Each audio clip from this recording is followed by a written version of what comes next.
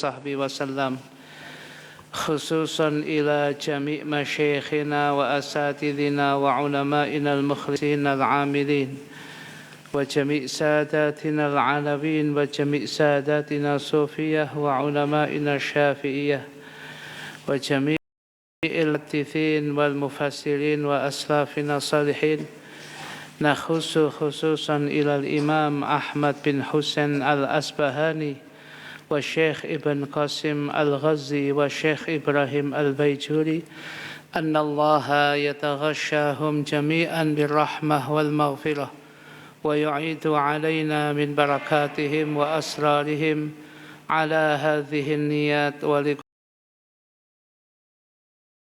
الفاتحة. أعوذ بالله من الشيطان الرجيم.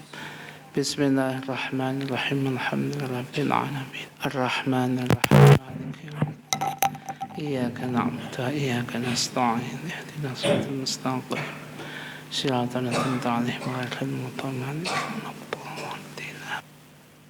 Kita niat terlebih dahulu. Bismillahirrahmanirrahim. Nawaitu ta'alluma wa ta'lima wa tadhakkura wa tadhkira wa naf'a wal intifa'a wal ifadata wal istifadata wal hatha ala tamassuki bi kitabillahi rasul wa du'a ilal huda wa dalalata ala al khair ibtigha'a wajhillahi wa qurbihi wa thawabih. Hadirin hadirat sekalian, jamaah musalla Darussalam Cipta Mulya yang senantiasa dimuliakan oleh Allah Subhanahu wa taala. Malam hari ini seperti biasanya setiap 2 pekan sekali malam Kamis kita ngaji dan mengkaji kitab yang sangat penting, kitab Fathul Qarib Al-Mujib karya Syekh Muhammad Ibn Qasim Al-Ghazi yang merupakan syarah dari kitab Matnul Ghayah wa Taqrib, yang pada malam hari ini kita masih berada pada muqaddimah kitab panjenengan terjemah halaman 13, bahasa Arabnya baris yang ketiga dari atas. Baris yang ketiga dari atas kita bahas tentang hamdalah. Hadirin hadirat sekalian yang dimuliakan oleh Allah, disebutkan di dalam ungkapan kitab Fathul Qarib Al-Mujib, alhamdu segala puji, lillahi hanyalah milik Allah, huwa kembalinya kepada alhamdu, huwa yang dimaksud dengan alhamdu itu Allah Ta'ala, memuji kepada Allah Ta'ala bil jamili dengan segala sesuatu yang indah, ala jihati ta'zimi dari sisi mengagungkan. Jadi kalau berkaitan dengan alhamdulillah, itu maknanya adalah seseorang ketika mengucapkan alhamdulillah, itu hakikatnya dia sedang memuji kepada Allah dengan pujian yang indah dalam rangka mengagungkan Allah Subhanahu wa taala. ai maliki, Rabbi ai maliki, yang menguat Tuhan semesta alam, al-alamin. Yang Allah Subhanahu wa ta'ala digambarkan dalam ungkapan kitab ini adalah Rabbil alamin, Malikil alamin, yang menguasai, yang memiliki segala bentuk alam semesta ini hanyalah Allah. Supaya tidak salah mengucapkan bifathil lami, dengan difathahkan lamnya, alamin bukan alimin. Kalau alim orang alim, ini maknanya adalah alamin, pokoknya selain Allah itu. Artinya hadirin, Allah Subhanahu wa ta'ala yang kita puji setiap hari dengan ungkapan Alhamdulillah, Alhamdulillah, Alhamdulillah itu, Dia adalah penguasa segala bentuk makhluk yang ada di alam semesta ini.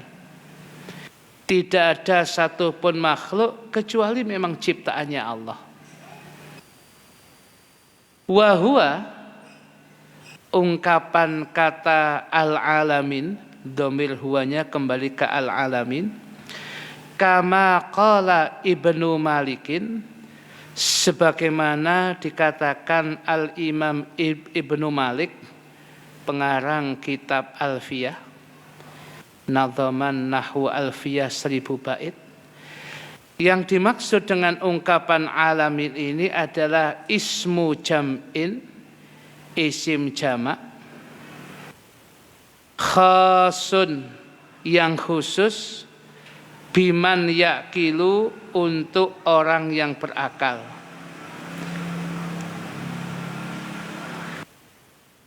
La jam'a, yang tidak dijamakkan lagi. Wa mufraduhu, sedangkan bentuk satu atau mufradnya alamun bifathil lami, untuk dengan difathahkan lamnya.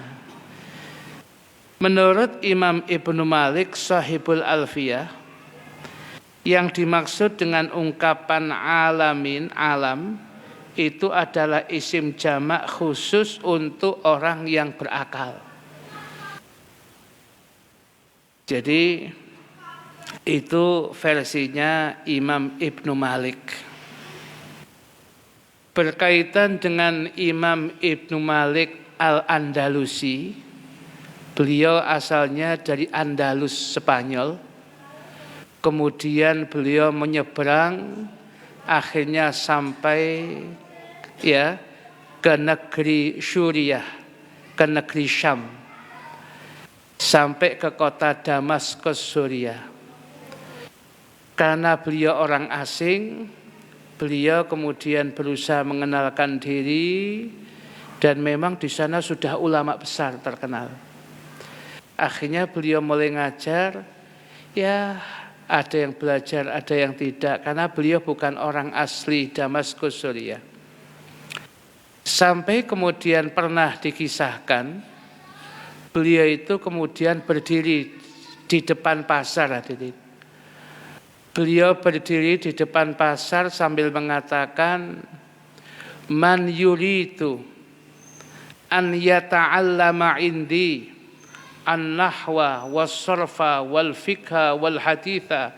Siapa yang berkeinginan ingin belajar nahwu, sorof, hadis dan sebagainya, fa'alaihi an yata'allama indi. Monggo silakan belajar ke rumah saya. Itu setiap pagi dia ngomong begitu. Siapa tahu ada yang berkenan ngaji. Ya, tetapi ya karena dia di depan pasar mungkin ya gak terlalu ditanggapi oleh orang yang pasar, karena sibuk orang pasar dengan keluar masuk ya niki. Ternyata ucapannya itu kemudian ditanggapi oleh satu orang anak masih muda. Begitu dia ngomong gitu, diperhatikan oleh anaknya itu, akhirnya kemana beliau pulang, akhirnya kemudian beliau diikuti anak itu. Dan anak itu menyatakan ingin belajar, dan kemudian belajar secara tekun anak itu. Karena ketekunannya, jadilah anak ini menjadi ulama besar. Dan itulah salah satu dari sedikit muridnya Imam Ibnu Malik yang menjadi ulama besar. Satu riwayat muridnya cuma satu, ya ini aja. Ya, tapi dia kan nggak kuat tadi ngaji wong sitok tok. Ya, bolak-balik pengajian sitok adik ngantuk. Ya. Jadi beliau kemudian diajar, satu orang tekun diajar. Jadinya akhirnya menjadi ulama besar, namanya Al-Imam Abu Zakaria Yahya bin Syaraf An-Nawawi. Imam Nawawi pengarang kitab hadis Riyadhus Shalihin yang menjadi ulama besar mazhab Syafi'i. Itu satu-satunya santri beliau. Memang kadangkala sebagian ulama diuji dengan begitu. Karena yang diutamakan keikhlasannya.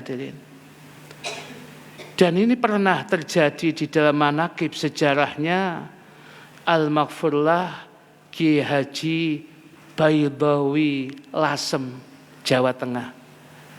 Ini ulama besar hadirin. Santri di pondoknya enggak pernah 100, enggak banyak. Tapi mungkin cuma 60, 70, 80. Tapi 80 itu pulang jadi ulama besar semua.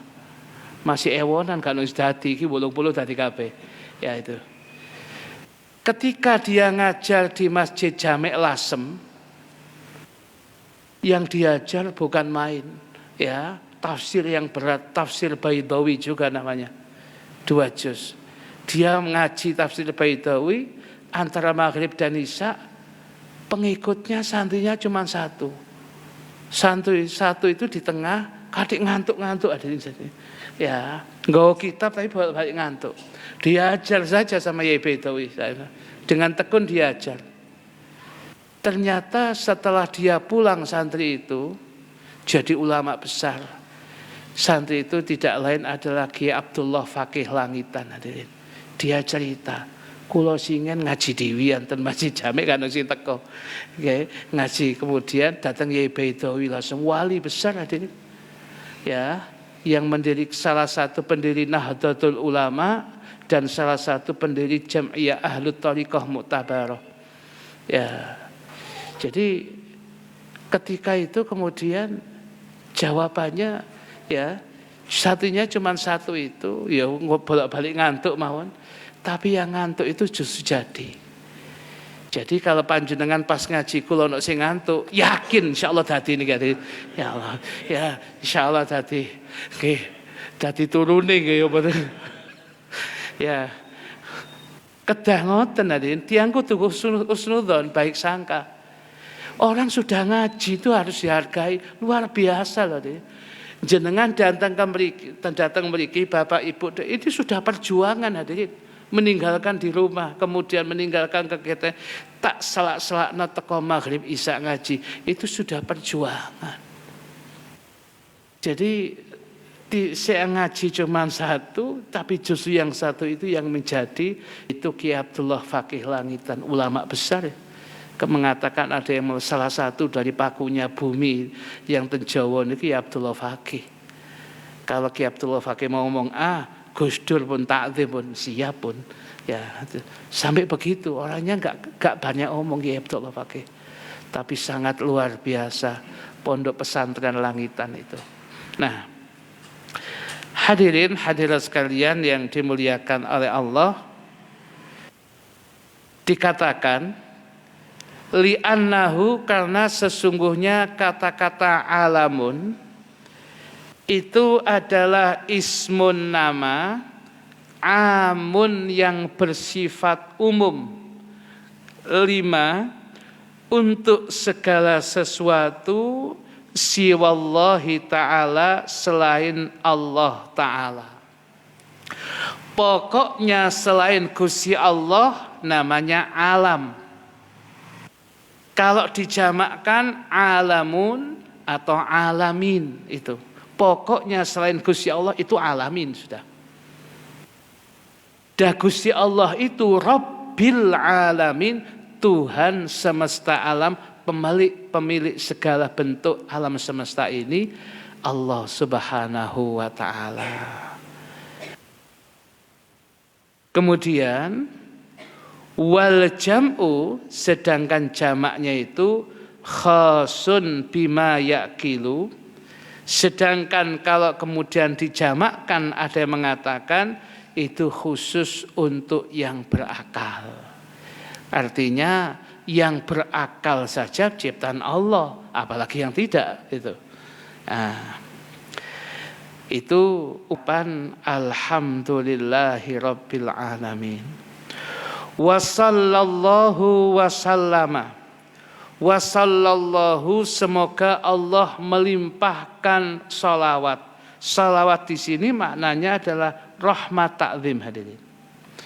Semoga Allah melimpahkan rahmat ta'zim, wasallama, dan semoga Allah melimpahkan salam sejahtera ala sayyidina Muhammadin, kepada junjungan kita Nabi Muhammadin, yang beliau ini adalah an-nabi, sosok seorang nabi. Junjungan kita Sayyidina Muhammad, Allahumma sholli wa sallim wa barik alaih, adalah sosok seorang nabi, bahkan dikatakan nabi akhir zaman, Gusti Kanjeng Nabi. Dan setelah munculnya Nabi Muhammad sallallahu alaihi wasallam, tidak ada nabi lagi hadirin. Kalau kemudian ada yang mengaku nabi setelah Nabi Muhammad, pasti palsu hadirin. Pasti itu. Ya, di zaman Nabi pun yang ngaku-ngaku nabi itu sudah ada. Namanya Musailamah Al-Kadzab. Kata-kata Al-Kadzab yang diterjemahkan pembohong itu yang menjuluki Nabi sendiri. Ya, Musailamah Al-Kadzab yang sudah dikatakan pembohong begitu, pengikutnya nggak kata. Ya, di samping memang orang di kaumnya, pengikutnya itu kurang lebih 10.000 lebih. Loh, niki pengikut sesat itu 10.000. Jadi lah anak kelompok sesat anak pengikuti, wis zamane Nabi sesat wah anak pengikut ono. Karena setan itu mesti ada. Ini jelas-jelas sesat, Nabi masih ada, dan Nabi kemudian menjuluki dengan Al-Kadzab, sang pembohong. Loh, itu pemilik apa itu pengikutnya ada. Jadi kita nggak heran kalau kemudian Ahmad Musaddiq, mantan pelatih badminton, kemudian ngaku nabi, ya kita nggak kaget. Zaman Nabi ada Musailamah ngoten kok. Al-Kadzab yang ngaku nabi pengikutnya sampai 10.000. Ahmad Musaddiq ribuan dari pengikutnya dia. Ya, sampai akan membuat negara sendiri. Ya. Sehingga ketika Ahmad Musaddiq ini dipegang oleh kepolisian, dan kemudian juga di tempat yang lain dipegang yang ngaku malaikat Jibril, ya, Lia Eden, ya itu. Jadi sejarah manusia paling banter Timur Tengah, itu ngaku nih Nabi. Kalau Indonesia kan nemenan sampai ngaku Jibril barang, ya, niki kebablasan tadi, ya. Tapi nggak semua melok wonten tadi. Sing melok mahasiswa IAIN loh, lulusan IAIN juga ada yang menjadi sekretarisnya. Kita nggak habis pikir ini. Ya, yang ikut malaikat Jibril ini. Akhirnya dua orang, yang satu mengaku nabi, satu mengaku Jibril. Sebagaimana kita ketahui, tugas utama malaikat Jibril itu mengantarkan wahyu kepada nabi dan rasul. Akhirnya oleh kepolisian dikumpulkan dua orang ini. Ahmad Musaddiq yang ngaku nabi, Lia Eden yang ngaku Jibril. Penyidik kepolisian tanya kepada Ahmad Musaddiq, Ahmad Musaddiq, saman pernah ketemu ini atau ditemoni ini, Bu Lia Eden ini? Belum pernah. Waduh yo, berarti nabi saman nggak sah. Ya, sebagai Jibril loh, Jibril lagi. Ya. Harusnya kan Jibril ditekani nabi itu ngaku nabi, ditekani iki Jibril. Kalau sampean nggak tahu ketemu Jibril iki berarti nabi sampean nggak sah itu. Ya, itu guyonannya kepolisian seperti itu. Jadi siapapun yang ngaku nabi setelah Kanjeng Nabi Muhammad sallallahu alaihi wasallam pasti dusta. Termasuk Mirza Ghulam Ahmad, nabi dari India. Itu pengikutnya jutaan, hadirin. Ya, dan memang kemudian dibuat sedemikian rupa oleh penjajah Inggris di India supaya tetap bisa menjajah India dengan cara itu. Ya, itu. Nah, hadirin hadirat sekalian yang dimuliakan oleh Allah, itulah ya junjungan kita Sayyidina Muhammad, Allahumma salli wa sallim wa barik alaih, adalah sosok an-nabi, seorang nabi. Huwa, nabi itu ya bil hamzi, dengan dihamzahkan, ada yang baca an-nabiu, wa tarkihi, dan meninggalkan hamzah membacanya an-nabiyu, ya. Itu maknanya nabi adalah insanun, sosok manusia. Jadi tidak ada jin yang jadi nabi, nggak ada. Yang namanya nabi harus insanun. Syaratnya pertama harus manusia.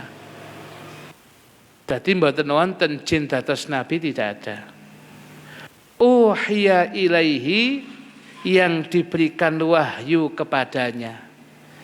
Diberikan wahyu oleh Allah, baik didatangkan malaikat Jibril kepadanya atau langsung, itu urusan Allah. Tapi yang pasti syarat kedua mendapatkan wahyu.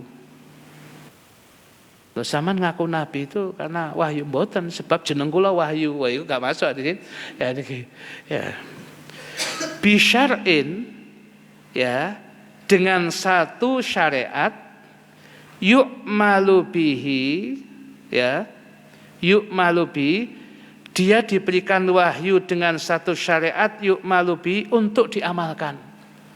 Sebab ada nabi-nabi tertentu itu melanjutkan syariat nabi sebelumnya, seperti melanjutkan Tauratnya Nabi Allah Musa, nabi ini melanjutkan ini dan sebagainya. Itu ada yang seperti itu. Jadi dia memang diperintah oleh Allah syariat untuk tetap menjalankan isi Taurat. Bisa jadi seperti itu. Wa illam yu'mar bitablighihi, sekalipun tidak ada perintah, tekanan untuk tabligh menyampaikannya. Tetapi bagi seorang nabi mengamalkan kemudian menampakkan amaliyah syariat dari wahyu, itu sebuah keharusan. Nah, fa'in umiro, maka apabila kemudian dia diperintah bitablighihi, ya, bitablighihi, diperintah untuk menyampaikannya, maka posisinya, statusnya double, fanabiyun wa rasulun aidon, dia seorang nabi dan seorang rasul aidon juga. Hadirin hadirat sekalian yang dimuliakan oleh Allah, di dalam keterangan kitab yang lain itu dikatakan bahwasanya seorang nabi itu disyarati juga harus laki-laki, ya. Di samping manusia, dia memang harus laki-laki. Ngapunten, ya, tidak ada nabi dari perempuan, itu tidak ada. Loh, itu saat di Al-Quran Sayyidatul Maryam paling banter waliyatullah, itu kekasihnya Allah yang mendapatkan keramat dari Allah. Ya, jadi nabi itu samping laki-laki, ya, di samping manusia, dia adalah sosok laki-laki. Sebab namanya manusia, yang namanya perempuan ada keterbatasannya, hadirin. Ya, Jibril itu jauh-jauh datang dari langit, kan waduh, hadirin. Begitu datang ke hadapan perempuan, kalau dikatakan Nabi mau sampaikan wahyu, perempuan itu angkat tangan, ngapunten Jibril kalau tasik head, ya kondisi ngeten kalau mboten siap, kan mboten angsal wahyu Allah dipegang, waduh balik meleh Jibril. Nah, kali tanggal, kok ismari ndang kondo kayak sinyal-sinyal lho ismari, ya kan kesuwen hadirin mau ngamudun ngoten niku hadirin. Ya makanya yang namanya Nabi dan Rasul itu memang disyarat di samping manusia harus laki-laki.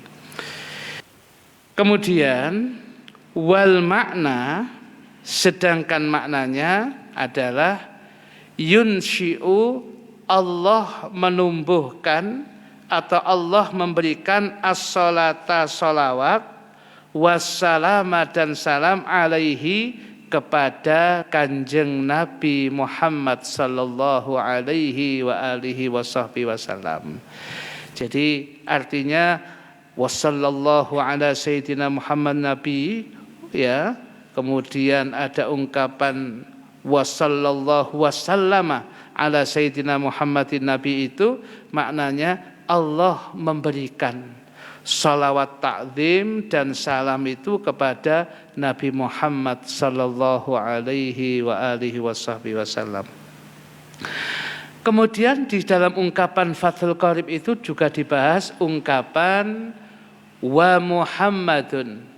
Ungkapan kata Muhammad adalah alamun mangkulun minismi maf'ulin, ya. Nama Muhammad ini adalah alam, isim alam itu nama diri, mangkulun yang dinukil, dipindah, minismi maf'ulin dari isim maf'ul, dari kata begini, al-mudha'afil ainu, yang ditasjid ainnya, asal muasalnya fi'il madi hammada. Hammata yuhammidu tahmidan tahmidatan tahmadan tihmadan Muhammadan fahuwa mitun wadhaka Muhammad. Wadhaka Muhammad itu si maf'ul. Muhammad itu artinya yang banyak dipuji. Jadi ya, ungkapan kata Muhammad itu maknanya adalah yang banyak dipuji. Satu kisah, siapa yang memberikan nama Muhammad itu ada dua versi wonten kitab Kasyifatus Saja Sarasafina. Yang pertama yang memberikan nama Muhammad itu adalah kakeknya, Sayyiduna Abdul Muttalib. Sebab kata Muhammad itu baru muncul waktu itu, hadirin. Sebab pendahulu-pendahulunya nggak ada yang nama Muhammad, sehingga tokoh-tokoh Quraisy itu mendatangi Abdul Muthalib sebagai orang yang paling karismatik, yang sangat dituakan, dihormati di kalangan orang Quraisy, sebab mendapatkan apa itu, beliaulah yang mendapatkan amanah mengurus Ka'bah itu dan air Zam-Zam, sehingga beliau ditanya, wahai Abdul Muthalib, sekota Mekah ini nggak ada namanya seperti cucu sampean ini. Pendahulu-pendahulu kita, nenek moyang kita, nggak ada yang namanya ini. Kenapa sampean menamakan cucu dengan ungkapan Muhammad? Katanya Muhammad itu maknanya yang banyak dipuji. Saya berharap cucu saya yang dilahirkan ini dari putra saya Said Abdullah yang sebelumnya sudah meninggal, dia nanti kehidupan anak ini kathirul hamad, banyak mendapatkan pujian, pujian sebab akhlaknya, pujian sebab kemanfaatannya, pujian sebab pola pikirnya yang luar biasa, pujian sebab kehebatannya. Saya kepingin cucu saya yang satu ini. Maka apa yang diinginkan oleh Abdul Muthalib diperkenankan, dikabulkan, dengan kemudian Kanjeng Nabi Muhammad SAW dalam kehidupan ini cocok. Kalau mau mencari kemudian akhlak yang paling terpuji, akhlaknya Kanjeng Nabi. Dari sisi manapun saja panjenengan mencari kemudian ingin meniru Kanjeng Nabi sebagai uswatun hasanah, suri teladan, cocok. Kalau Anda seorang pedagang, mau berdagang yang pas sesuai dengan syariat, tiru Kanjeng Nabi. Kanjeng Nabi pernah menjadi pedagang yang sukses. Kalau Anda kepala rumah tangga, yang di dalam kepala rumah tangga sampai ada ungkapan baiti jannati, rumahku laksana surgaku, tiru Kanjeng Nabi. Kanjeng Nabi rumah tangga yang paling dicintai istri dan putra-putrinya. Ya, jadi Kanjeng Nabi itu ya, kalau sudah ketemu anaknya, cucunya Sayyidina Hasan, Husain, langsung cucu itu merangkul Kanjeng Nabi, diciumi Kanjeng Nabi. Ada orang Badui, sahabat, ya, itu kaget tuh. Ya pokok nok wong menciumi iki. Ya. Dia tanya, "Loh, ya wahai Nabi Muhammad, saman kok menciumi cucu, menciumi putra-putri sampean?" Loh, katanya Nabi, "Loh, kenapa?" Loh, ya ini cara rahmat, cara cinta kepada anak. Salah satunya begini, anak kita datang kemudian lari, kemudian merangkul kita, ya. Katanya Badui itu, "Saya sudah 10 anak saya, belas gak tahu ngambung anak saya." Iki kon wong opo gak tahu ngambung anakmu iki. Ya, keweden mungkin anak itu. Ya. Jadi kalau kemudian dia kan panjenengan sebagai orang tua, begitu datang, ya, kemudian katakanlah Mas Yoyo masuk rumah, kemudian aneh, "Masya Allah Bapak," langsung, "Wah, saya ini kok deh." Ya, panjenengan masuk rumah, kemudian disambut oleh istrinya, Palik Bambang Bu Oma disambut oleh istrinya, wah luar biasa itu. Tapi kalau kemudian mau masuk rumah, kemudian bojone ambeke wedi, waduh naudzubillah min dzalik. Begitu ati mlebu, ketok ndek sepeda, wabe anake ketakutan. Bismillahirrahmanirrahim, la yadurru ma'asmi syai'un fil ardi wala fis samai wa huwas samiul. A'udzu bikalimatillahi tammati min syarri ma khalaq. Waduh, kok tungone medeni kabeh niki. Jadi datangnya orang tua itu penuh ketakutan tadi. Wah, Kanjeng Nabi niku mboten ngoten hadirin. Anak-anaknya alhamdulillah senang dengan Kanjeng Nabi. Makanya Kanjeng Nabi mengarahkan kita, kalau kemudian lunga keluar kota, jangan lupa thamratul yad, buah tangan, oleh-oleh, sekalipun gak mahal, gawakno. Cek seneng sing nang omah. Tak ngoten Bu? Nggih, ibu-ibu nggih mawon iki harus. Nggih, tapi harusnya memang ngono. Ojo melebah meletu kosongan ae. Ya, kosongan ae. Balik bu ono duit, balik ono duit ae. Ya ini. Jadi sunnah hadirin, thamratul yad, membawa oleh-oleh, bisa jadi yang di rumah bukan soal mahalnya, tapi sesuatu yang kemudian disenangi, itu menjadi kebaikan. Ya. Jadi lunga luar kota, ojo kosongan Mas Safi, kudu ada sesuatunya. Lek toron itu ada sesuatu, mulai nang cipta mulia kudu ana sesuatu nih. Ojo kemudian kosongan ae. Beh tak iya. Ya, harus ada sesuatunya itu. Ya ini harus itu deh. Karena dengan cara itu ya 3 hari Mas Safi enggak ada. Nang di nang Duro mulai ana tangga sing olah iki, ana tangga masyaallah. Melepas daripada itu mesti ndongakno deh. Ya, mesti ndongakno yang demikian itu. Ya, itu. Jadi begitu hadirin. Jadi kalau kemudian ya, kayak Palik Bambang suatu saat diundang nang Istana Negara, ya jok lali mulai itu kudu ada sesuatu yang dibawa. Ya, ojo kosongan gelundung ae mlebu, ya, harus ada sesuatunya itu. Ya, ini yang perlu diperhatikan. Loh, Kanjeng Nabi panjenengan tiru dari sisi apa? Cocok.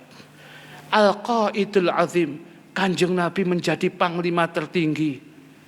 Ketika menjadi panglima tertinggi, baik perang Badar, perang Uhud, peperangan yang lain, Kanjeng Nabi paling di depan hadirin. Kalau toh diundurkan, itu sahabat-sahabat taktik peperangan, panjenengan mundur Kanjeng Nabi di belakang. Beri kami itu komando dari belakang, kami yang maju. Tapi ketika kemudian memberikan semangat, Kanjeng Nabi di depan, paling depan.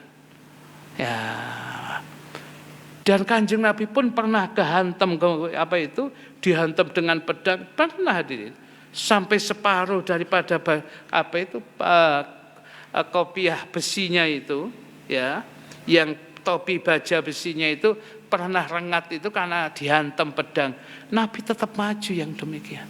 Sampai seperti itu. Ya, kalau panjenengan kepingin mencari ya sosok kepala negara yang contoh Kanjeng Nabi. Kan panjenengan kepingin mencari teman yang sangat menghargai orang lain, contoh Kanjeng Nabi.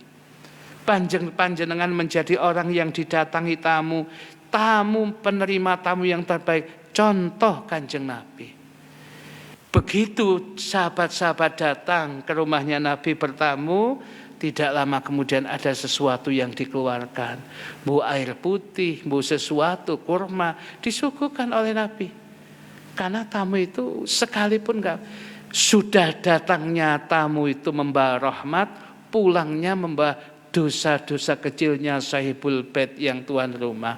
Jadi Kanjeng Nabi seperti itu. Ojo bertamu sak jam 2 jam dijak ngomong tok belas kana apa-apa nih.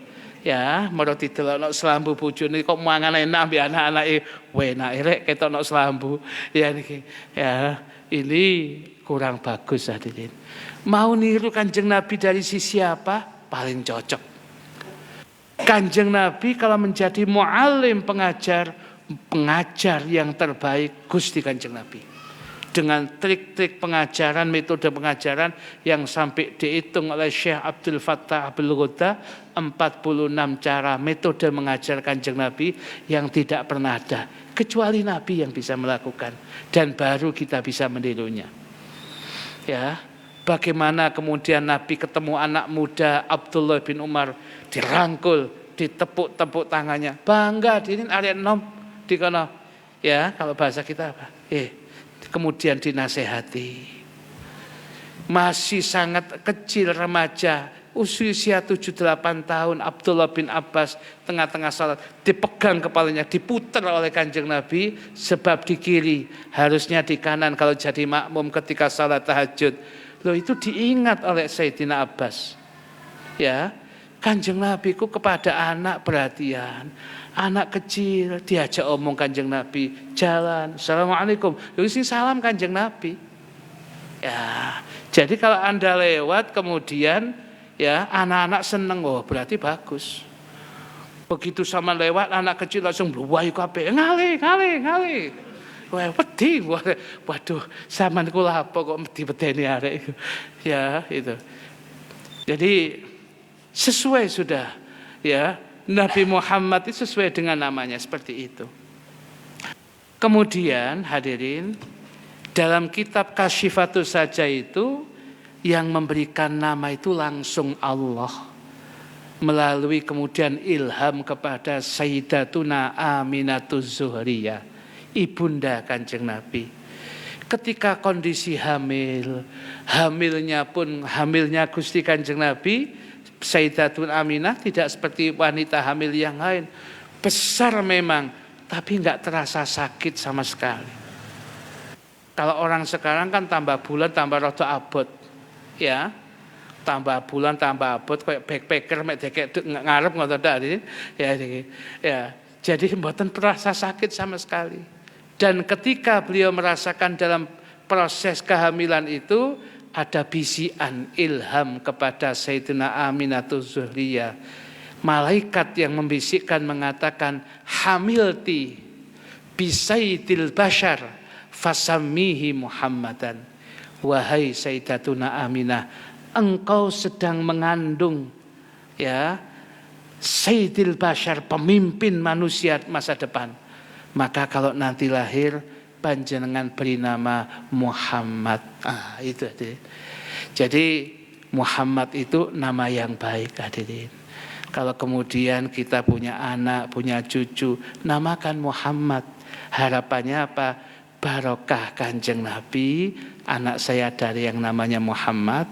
Kemudian yang kedua, harapan saya betul-betul sesuai dengan harapan doanya orang tua setiap memanggil anaknya Muhammad, yang banyak dipuji. Muga-muga anakku banyak pujian. Ya maksudnya begitu nama Muhammad laki-laki wedok Muhammad ae mboten ya jadi ustaz kudu Muhammad ya tapi wedok ya aja nemen-nemen ngaji kuwi cerdas lho dikit. Nah itu. Jadi ini nama Muhammad seperti itu. Ternyata nama Muhammad itu namanya Kanjeng Nabi di bumi, sedangkan di langit namanya Ahmad. Dan asmanipun Kanjeng Nabi niku lek dihitung oleh dalam kitab Dalailul Khairat sholawat niku asmanipun Kanjeng Nabi jumlahnya 201 hadirin. Ya, bahkan ada yang mengatakan bukan 201, 1000 nama untuk asmanipun Kanjeng Nabi, termasuk Yasin, Toha, itu asmanipun Kanjeng Nabi. Maka didamel tawasul. Salatullah salamullah ala Toha. Itu Toha niku sinten nggih Kanjeng Nabi. Tuku Toha sing mriko mbok padha Toha iku ya Toha gitu. Ya ai surat Toha 1. Lho kok Toha surate Toha. Aduh blai iki. Ya. Nah, jadi ini menjadi catatan kita. Ini sampai namanya 201. Tetapi yang terbaik adalah Muhammad itu. Nah, ini ya, atau kemudian namanya Ahmad boleh. Atau yang mengandung pujian Mahmud, Hamid, ya, Yahmad, monggo mawon. Yang terpenting mengandung pujian. Atau nama-nama nabi boleh, ya. Kalau kita biasanya sebatas nama-nama nabi, nama malaikat jarang di antara kita. Sekalipun di Asia Timur ada yang nama-nama itu. Mboten wonten seingat saya loh, saya ten Cipta Mulia pirang puluh tahun iki ana sing jeneng sapa jenenge kula Israil satu. Waduh blae. Pencabut nyawa iki. Gak gampang ini, ya kayak dereng wonten gitu. Lah iso aja hadirin. Nah, hadirat sekalian yang dimuliakan oleh Allah, sebenarnya masih panjang. Di sini diakhiri dengan ungkapan wan nabiyyu, ungkapan an-nabi itu badalun minhu. Lafat an-nabi Sayyidina Muhammad Nabi itu badal kul minkul. Atau kalau mau disebut au atfu bayanin alaih atof bayan, itu bahasa nahwu hadirin ya, mboten paham mboten napa-napa pun ya. Wa ala alihi masih panjang yang kita sampaikan, insyaallah akan kita sambung pada pengajian-pengajian berikutnya. Kita buka pertanyaan hadirin, monggo sing badhe tanglet, monggo balik.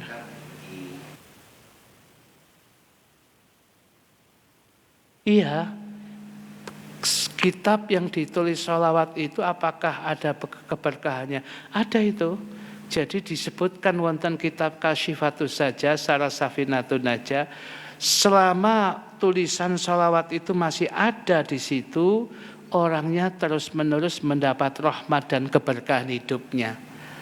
Maka kalau kita dapat kitab, kemudian dapat kemudian catatan kita yang biasa kita gunakan tulisono basmalah, hamdalah, sholawat.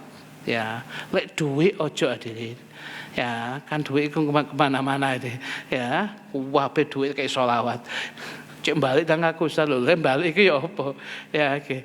Jadi oleh karena itu tulis buku, kitab ditulisi basmalah, hamdalah, sholawat itu. Selama tulisan itu ada, itu Allah memberikan keberkahan rahmat kepada yang bersangkutan. Itu, ngoten nggih. Wonten malih sing tanglet? Mas Syafi'i? Iya.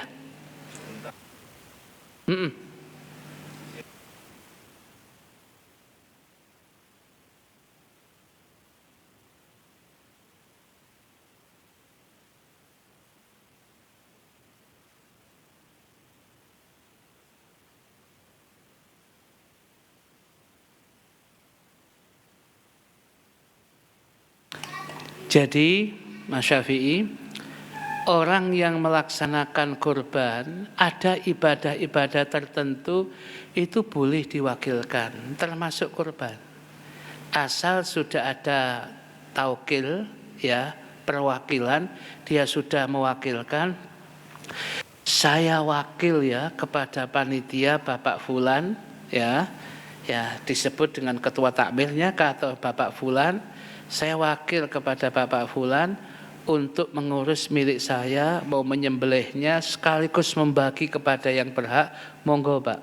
Ya, jadi boleh, termasuk ya diingatkan supaya orangnya mantap itu, dan kita diingatkan terus oleh Al-Maghfurlah guru kita Kiai Basri Alwi, jangan lupa untuk kemudian meniatkan dan diingatkan kurban sunnah supaya lebih bisa dipakai banyak orang.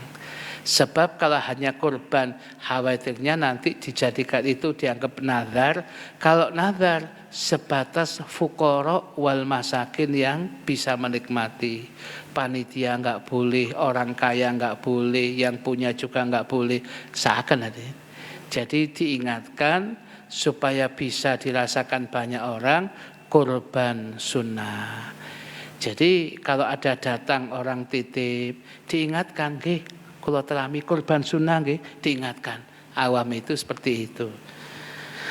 Nah, ini menjadi catatan kita, terus diingatkan tentang kurban sunnah itu supaya lebih banyak ya kan.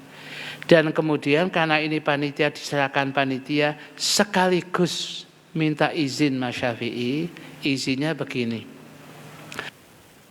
Ngapunten, saya terima kurban sunnahnya sapi dan mohon izin. Sebagian juga ada bagian yang nanti juga dibagikan kepada panitia yang membantu di Musola Darussalam dan orang-orang yang kemudian membantu. Loh, monggo Mas, terserah panjenengan teknisnya yang lebih tahu. Wah, kalau sudah dapat gitu berarti lampu hijau. Orang mendapatkan, panitia mendapatkan bagian itu dengan bagian yang wajar. Begitu itu mboten napa-napa Mas Syafi'i. Tapi kudu izin supaya panitia juga bisa, yang lain pun juga bisa digitukan. Supaya panitia kalau mendapatkan itu betul-betul, sebab wakil, karena panitia itu wakil, dia tidak boleh mengeksekusi langsung. Wakil itu ya sing oleh ambek sing ngurusi, sama dengan dia yang mewakilkan menikahkan, akhirnya nang diwakil nawe dewi, tak gawe dewi wis iki kalau rupane cocok kamu mbak, jangan boleh. Atau Mas iki ana barang sampean dolno ya, akhirnya dituku dewi, jangan, nggak boleh deh, kecuali dibatalkan dulu. Anu wis rupane sing tuku ganok, tak balekno sik, aku kepingin cak barangi, tak tuku dewi apa. Nah, berarti kan sudah gak bab wakalah dewi, sudah babulnya bek jual beli, nggak apa-apa jadi kalau gitu. Tapi kalau bukan itu jangan. Harus, makanya wakil tadi itu izin. Kalau izin boleh. Membagi zakat itu boleh diwakilkan. Ya, kemudian menyembelih hewan kurban boleh diwakilkan. Karena tidak setiap orang bisa melakukannya itu. Ya. Jadi begitu Mas Syafi'i. Ya. Wonten malih Mas Syafi'i? Nggih, monggo panjenengan.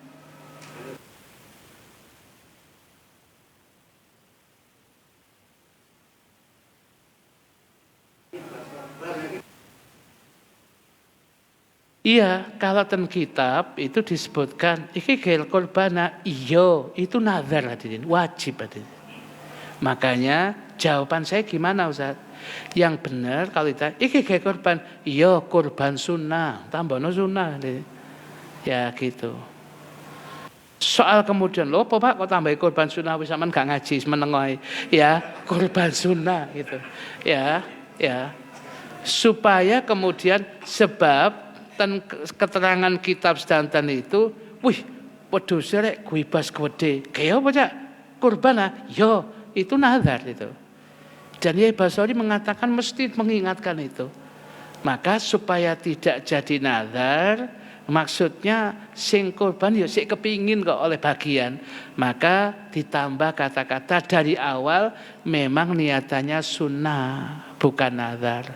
Lah supaya tidak mengatakan itu nazar, ditambahi dengan ungkapan sunnah.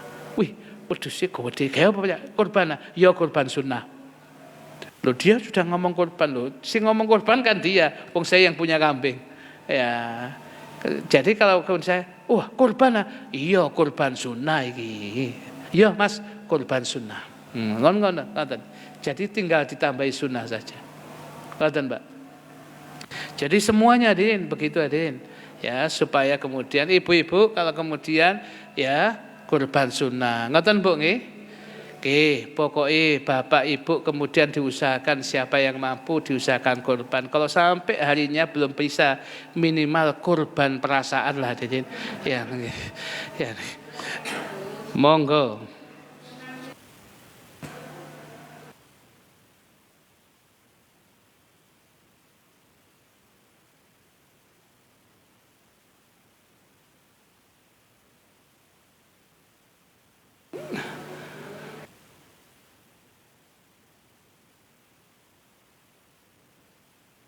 Nggih. Jadi beliaunya sudah pernah kurban. Kemudian suatu saat dia bisa kurban lagi. Boleh enggak kemudian saya niati untuk yang sudah meninggal? Kalau secara lafadz ini untuk almarhum Bapak Fulan, dia tidak pernah wasiat, tidak boleh. Yang menurut kaul pendapat yang muktamad tidak boleh. Maksud saya Ustaz, ganjarani untuk yang wafat itu caranya tetap nama panjenengan yang bersangkutan, tetapi ketika setelah selesai menyembelih itu diniati, ya Allah yang baru saja disembelih itu hadiah pahalanya saya tujukan untuk almarhum ini, almarhumah ini, itu boleh. Sedang yang di panitia tetap nama Anda dan perlu disampaikan ke panitia, nggak harus. Itu cukup niat Anda dengan Gusti Allah. Nah, ketika kita ini di dalam ibadah yang lain kan kita gitu mantun yasin, tahlil, dungone, di dungone iku donga tahlil kan wonten hadiyatan wasilah wa rahmatan nazilah wa barakatan syamilah. Itu maksudnya yasin tahlil itu hadiah untuk ahli kubur itu. Loh kalau itu sama-sama ibadah boleh, kenapa ini enggak boleh podo kok? Makanya namanya tetap panjenengan, tapi ketika sudah wis sampean wis dibeleh mbek Musa sallallahu ya Allah ganjaran iku untuk ayah saya yang sudah meninggal. Itu sampai ada. Nah, ngoten carane iki. Wonten malih? Nggih, monggo, jangan.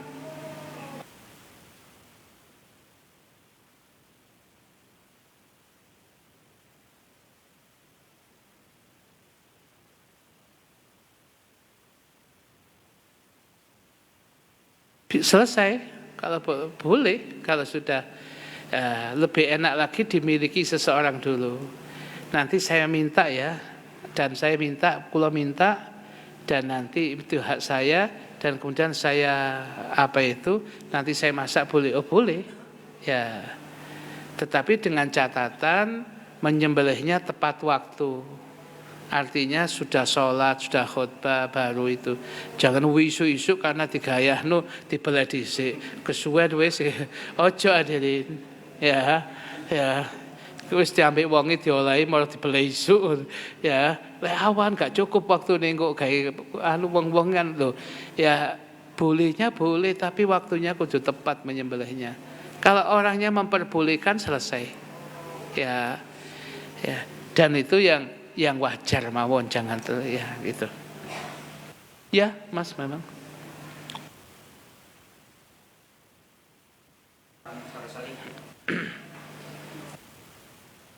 Takbir muqayyad, kalau nggak salah takbir muqayyad dengan takbir mutlak. Ya. Jadi kalau muqayyad itu bahasan muqayyad dibatasi itu mantun sholat wajib, itu muqayyad. Dan itu hanya ada ketika Idul Adha.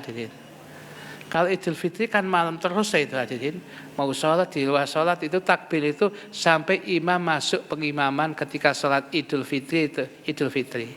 Kalau Idul Adha nanti di hari Arafah tanggal 9 mantun subuh sudah disunahkan untuk takbiran. Itu muqayyad karena dibatasi mantun sholat.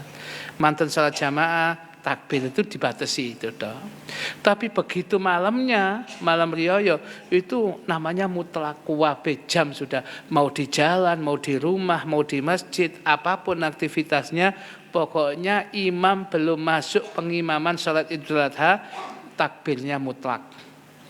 Begitu selesai, nanti muqayyad lagi ayyamu tasyrik, hari-hari tasyrik, selama belum habis 11, 12, 13 Dzulhijjah, setiap ba'da sholat fardu itu takbirnya muqayyad. Dan itu sunnah hadirin. Mulainya kapan Ustaz? Harinya hari Arafah ba'da subuh. Terus mantun subuhan, balik pambang atau yang biasa ngimami langsung takbiran. Ya, loh, tolong dia kok takbiran. Iki sunnah. Karena kan kalau tanggal 9 kan mesti sudah tahu karena sudah ditetapkan tanggal 1 Dzulhijjahnya. Lek 1 Syawal kan enggak tahu hadirin. Harus ditetapkan diisbat setelah ba'dal maghribnya itu. Kalau hitungannya tanggal 9 tanggal hari Arafah kan sudah tahu karena sudah tahu tanggal 1-nya. Maka kalau sudah tanggal 9 ba'da subuh Arafah, hari Arafah takbiran. Ya, mboten napa-napa. Loh, dorong dia ya kalau takbiran loh. Sunnahnya di hari Arafah. Sama ngaji ya Mas, lah sama enggak ngaji. Ya udah ngomong enggak ngaji nggih repot aku. Oleh ngotot itu aku sampean aku wis ngaji lah enak itu. Ya. Ya. Ngoten itu. Ada lagi yang tanya? Iya, boleh.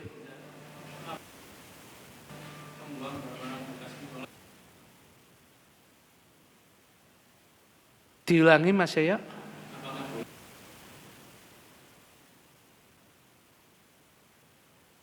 Kalau bahasanya masih statusnya wakaf, itu lek ulama niku sangat hati-hati Mas. Sampai saya pernah diskusi dengan Gus Muhibul Aman, ya Sidogiri niku, Pondok Besuk, ya beliau, ya saya diskusi panjang sampai itu kitabnya diberitahukan. Sampai kalau itu memang wakaf, sampai dilebokno, dimasukkan gelangsi, ditutup aja, ditumpuk. Siapa tahu suatu saat kepake oleh musola itu. Sampai saking hati-hatinya begitu. Jadi kalau kemudian itu kalau barang wakaf, kalau bukan barang wakaf pernah jadi milik musola bukan wakaf dibuang karena sudah enggak kanggo, nggih mboten napa-napa. Tapi kalau masih wakaf statusnya ini bongkarannya wakaf. Kalau memang bisa ditaruh di satu tempat hadirin. Gak ada lagi bisa tempatnya.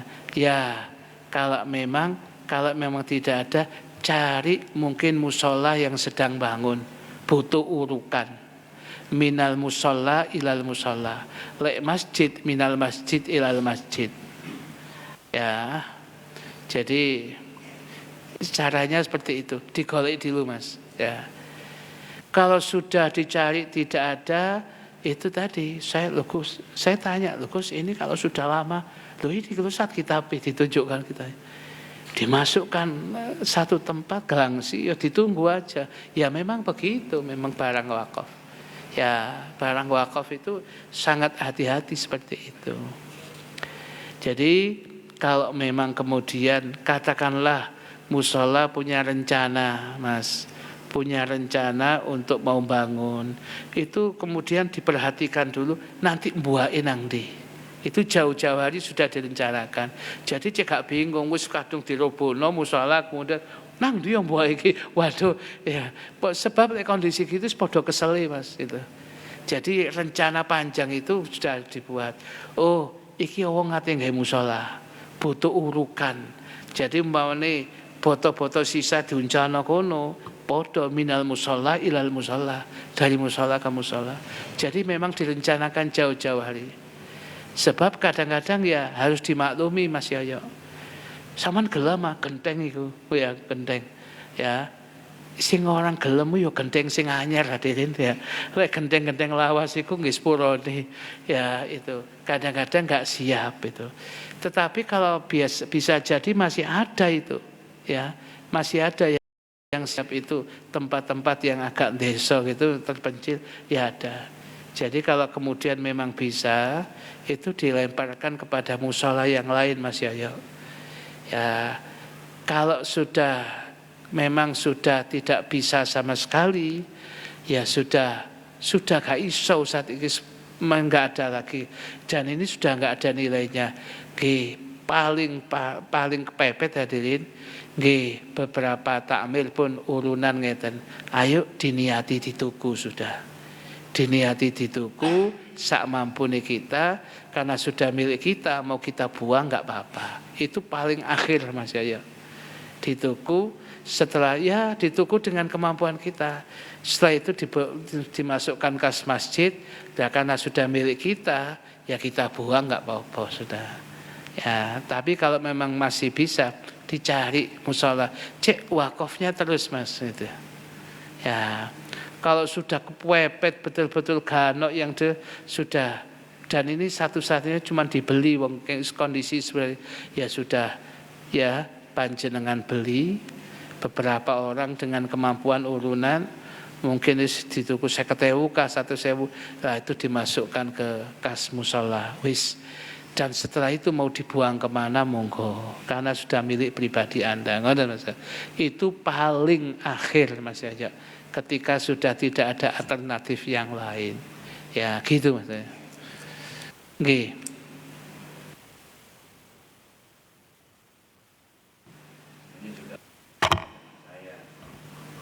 Saya memotong karpet. Jadi kalau dipakai lagi.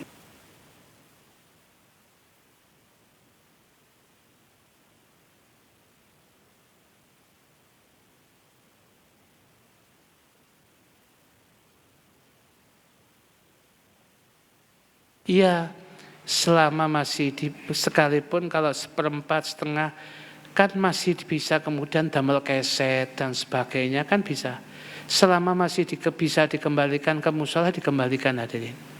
Ya, jadi kalau memang karpet itu bisa jadi ya ada karpet yang memang awalnya bukan wakaf. Karena bisa jadi orang menghadiahi ten musola ngoten. Tapi memang nawaitunya wakaf ya ada. Kalau sudah begitu lebih hati-hati. Ten bayakub niku, bayakub karpet, kecil-kecil itu kemudian dimodifikasi, semuanya digunakan untuk keset, untuk ini, bisa begitu itu hadirin. Dan itu kalau panjenengan bisa begitu itu. Bisa kok hadirin. Jadi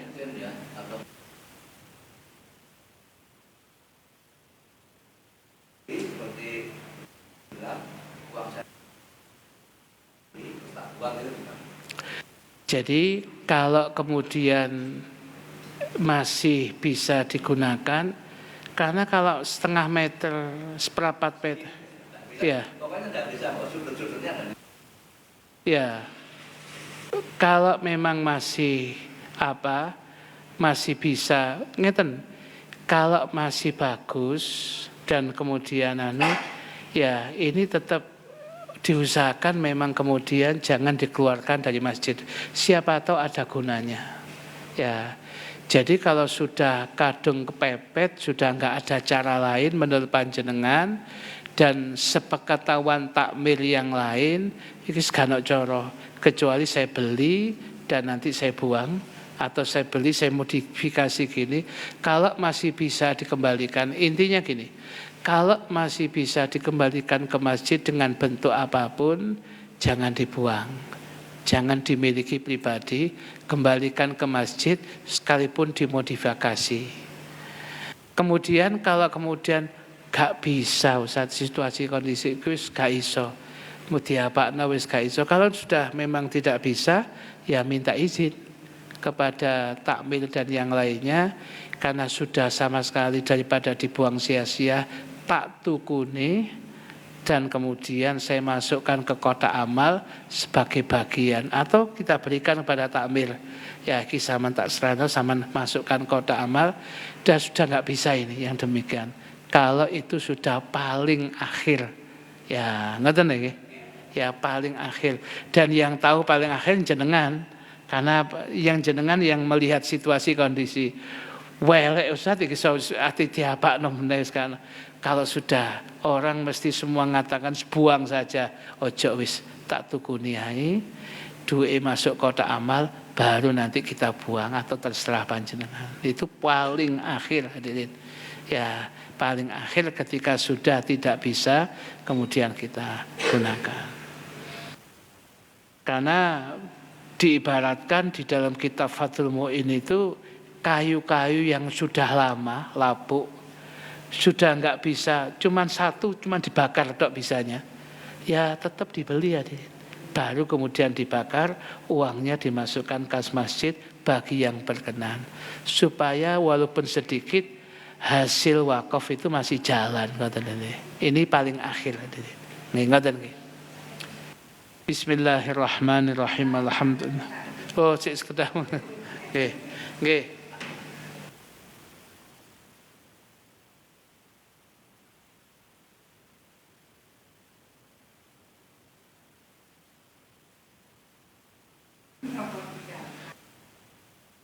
Yang apa Bu, diulangi? Iya. Iya.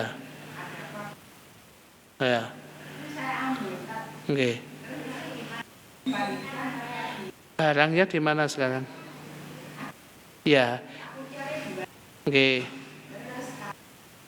Oke. Oke. Jenengan balik akan tempat yoyok. Harus dikembalikan ke takmir kalau masih ada. Ya, ini karena itu bukan hak milik kita, masih milik masjid, masih milik mushola, mboten napa. Kan mboten napa-napa. Ya, dikembalikan sik saged ta. Nggih, jenengan balaken ten Pak Yoyok niku damel maku mriko saged. Ya, damel maku mburi ini masih Yoyok cek bola-bali ten mushola gak nang ndi. Cek saged iku. Dibalekaken mawon. Nggih.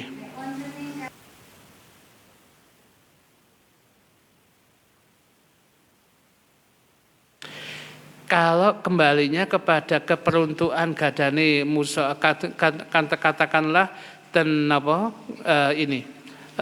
sumur itu ketika membuatnya orang lain, yang lain bisa menggunakan atau tidak. Oh boleh saat ini memang juga untuk masyarakat, pokoknya secukupnya wajar. Kalau memang begitu nggak boleh. Tapi kalau keperuntukannya untuk masjid, hanya untuk masjid, untuk mushola, tidak untuk yang lain mengambil, nggak boleh. Nah kalau tidak boleh wis kadung, ya harus kemudian mengembalikannya dalam bentuk uang sebagai ganti. Ya, kira-kira kowe mushola wis tak cukup sami ini, sampean ganti ngakei mushola. Ya, itu begitu, Bu. Ya. Nggih, ngoten nggih. Nggih. Bismillahirrahmanirrahim. Alhamdulillahirabbil alamin. Allahumma shalli wa sallim ala sayyidina Muhammadin wa ala alihi wa sahbihi ajma'in. Allahumma qsim lana min khasyatika ma tahulu bihi bainana wa baina ma'siyatik, wa min ta'atika ma tuballighuna bihi jannatak, wa minal yaqini ma tuhawwinu bihi alaina masaibat dunya, wa matti'na bi asma'ina wa absarina wa quwwatina ma ahyaytana, waj'alhu al-waritha minna waj'al tha'rana 'ala man dhalamana wansurna 'ala 'adana wa la taj'al musibatana fi dinina wa la تجعل الدنيا أكبر همنا ولا مبلغ علمنا ولا تسلط علينا من لا يرحمنا وحسبنا الله نعم الوكيل ولا حول ولا قوة إلا بالله العلي العظيم وصلى الله على سيدنا محمد النبي الأمي وعلى آله وصحبه وسلم والحمد لله رب العالمين سبحانك اللهم وبحمدك أشهد أن لا إله إلا أنت أستغفرك وأتوب إليك سبحانك اللهم وبك أشهد أن لا إله إلا أنت أستغفرك وأتوب إليك سبحانك اللهم وبحمدك أشهد أن لا إله إلا أنت أستغفرك وأتوب إليك بسم الله الرحمن الرحيم والعصر إن الإنسان لفي خسر إلا الذين آمنوا وعملوا الصالحات وتواصوا بالحق وتواصوا بالصبر. Kurang lebihnya mohon maaf. Wassalamualaikum warahmatullahi wabarakatuh.